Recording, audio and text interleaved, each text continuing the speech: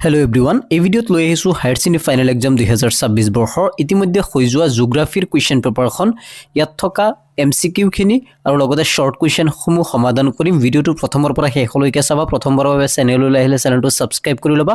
ইয়াত MCQখিনি চাই যাবা কিমান শুদ্ধ হৈছে তোমালোকৰ। ফাৰ্ষ্টত আছে চোৱা, তলত দিয়া শুদ্ধ উত্তৰটো বাছি উলিওৱা। Choose the correct answer of the following any four, চাৰিটা যিকোনো চাৰিটাৰ। Number A, transport sector comes under which economic activity. পৰিবহণ খণ্ড কোনটো অৰ্থনৈতিক কাৰ্যৰ লগত জড়িত? প্ৰাইমাৰী প্ৰাথমিক, ছেকেণ্ডাৰী দ্বিতীয়ক, টাৰ্চিয়ৰী তৃতীয়ক, কোৱাণ্টেৰী চতুৰ্থক। শুদ্ধ উত্তৰটো হ'বগৈ তৃতীয়ক অৰ্থাৎ টাৰ্চিয়ৰী। অপশ্যন 3 নম্বৰটো এইটো শুদ্ধ, টাৰ্চিয়ৰী।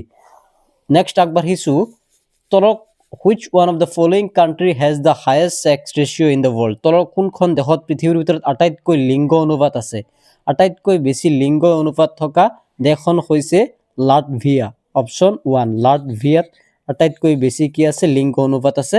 নেক্সট, আধুনিক মানৱ ভূগোলৰ পিতৃ কোন? আধুনিক মানৱ ভূগোলৰ পিতৃ হৈছে ৰেডজেল। অপশ্যন 2 নম্বৰটো শুদ্ধ, ৰেডজেল হৈছে আধুনিক মানৱ ভূগোলৰ পিতৃ।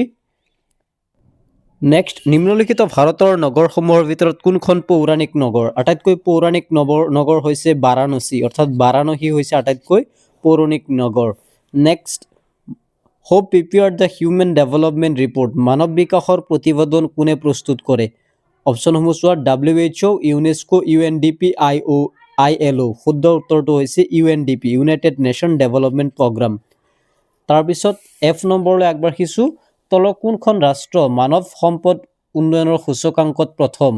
নৰৱে। নৰৱে হৈছে মানৱ উন্নয়ন সূচকাংকত প্ৰথম। ইয়াত যিহেতু চাৰিটা অপশ্যনেই দিয়া আছে, ফাৰ্ষ্টত কিন্তু বেছি আইচলেণ্ড, কিন্তু ইয়াত আইচলেণ্ড অপশ্যন নাই। এই অপশ্যনবিলাকৰ ভিতৰত আমি নৰৱে চইচ কৰিব লাগিব। Which of the following was India's first artificial satellite. তলৰ কোনখন ভাৰতৰ প্ৰথম কৃত্ৰিম উপগ্ৰহ? সেইটো হৈছে আৰ্যভট্ট। অপশ্যন 3 নম্বৰটো শুদ্ধ, এইটো হৈছে প্ৰথম আৰ্টিফিচিয়েল ছেটেলাইট। নেক্সট, ইপিনে শ্বৰ্ট কুৱেশ্যনসমূহ আছে যিকোনো চাৰিটা। Name one national park of Assam. অসমৰ এখন ৰাষ্ট্ৰীয় উদ্যান। ভেৰি ইজি, কাজিৰঙা ৰাষ্ট্ৰীয় উদ্যান, মানাহ ৰাষ্ট্ৰীয় উদ্যান, যিকোনো এটা লিখিলেই হ'ল।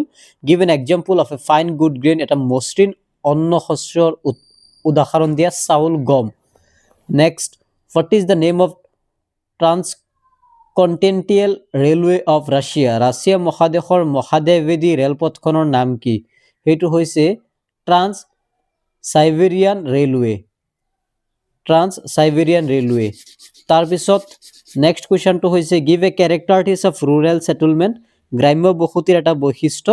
গ্ৰাম্য বসতিৰ বৈশিষ্ট্য হৈছে গ্ৰাম্য বসতিত লোকসকল বিশেষকৈ প্ৰাথমিক বৃত্তিৰ লগত জড়িত। প্ৰাথমিক বৃত্তি বুলি কোৱাৰ লগে লগে কৃষিকাৰ্য, মাছ ধৰা, শিল্প উৎপাদন ইত্যাদি কাৰ্যৰ লগত জড়িত।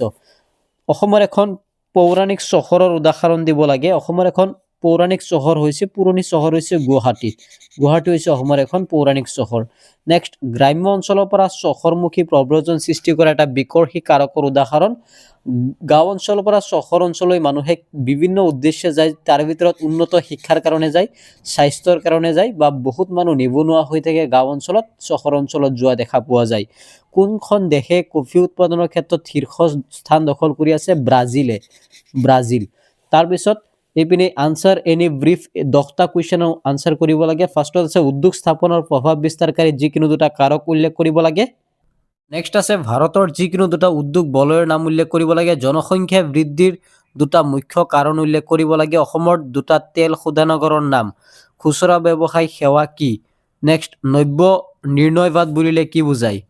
তাৰপিছত নেক্সট আছে প্ৰাথমিক বৃত্তিৰ ওপৰত প্ৰধানকৈ নিৰ্ভৰশীল হৈ থকা জীৱিকা নিৰ্বাহ কৰা দুটা জনগোষ্ঠীৰ নাম। ভাৰতৰ দুখন খনিভিত্তিক চহৰৰ নাম। অপৰম্পৰাগত যন্ত্ৰীকৃত কৃষিকাৰ্যৰ দুটা প্ৰকাৰ। তোমালোকৰ এই কুৱেশ্যনবিলাকৰ আনচাৰ কৰিছানে নাই? পেপাৰ কেনেকুৱা হৈছে কমেণ্ট কৰি নিশ্চয় জনাবা। এক্সাম তোমালোকৰ কেনেকুৱা হৈছে। নেক্সট 4 নম্বৰত আছে, তলৰ প্ৰশ্নসমূহৰ প্ৰতিটোৰ 100টা শব্দৰ ভিতৰত উত্তৰ দিব লাগে। 9টা আহিছে, 27 নম্বৰ লিখিব লাগে।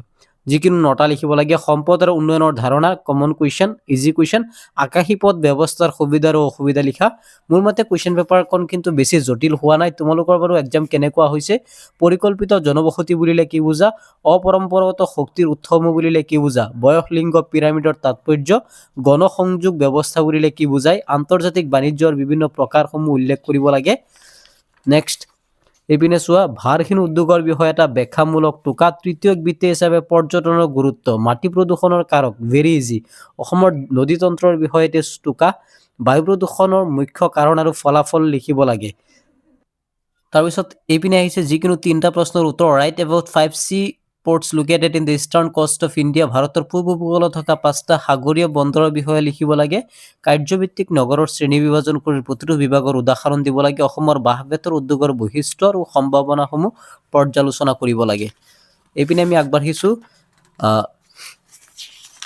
লাষ্টৰ এইপিনে চোৱা গ্ৰাম্য বসতিৰ মূল সমস্যা আৰু অভাৱসমূহ পৰ্যালোচনা কৰা ভাৰতৰ পৰিসীমা দেখুৱাই এখন মানচিত্ৰ অংকন কৰা আৰু তাত তলত দিয়া অৱস্থানসমূহ দেখুৱাব লাগে দুটা প্ৰধান নদী দুখন প্ৰধান নদী সিন্ধু নদী তাৰপিছত কৃষ্ণা নদী মানে ভাৰতৰ মেপ এখন অংকন কৰি এই ঠাইখিনি কি কৰিব লাগে মেপত বহাব লাগে আৰু লগতে কি আছে দুখন ৰাষ্ট্ৰীয় উদ্যান কাজিৰঙা ৰাষ্ট্ৰীয় উদ্যান ডিব্ৰু-চৈখোৱা ৰাষ্ট্ৰীয় উদ্যান 5 মাৰ্কছ আছে ভাৰতৰ মানচিত্ৰখন অংকন কৰি দুখন ঠাই তাত বহাব লাগে গতিকে ভিডিওটো বাৰু এইখিনি আছিল ভিডিওটো যদি ভাল পাইছা তেন্তে চেনেলটো সাবস্ক্ৰাইব কৰি লবা যেহেতু এক্সাম তোমালোকৰ প্ৰায় শেষেই চেনেলটো সাবস্ক্ৰাইব কৰিবলৈ নাপাহৰিবা যদি তোমালোকৰ অকমান উপকৃত কৰিব পাৰিছো তেন্তে চেনেলটো সাবস্ক্ৰাইব কৰি ৰাখিবা আজিৰ কাৰণে ভিডিওটো ইয়াতে সামৰিছো ধন্যবাদ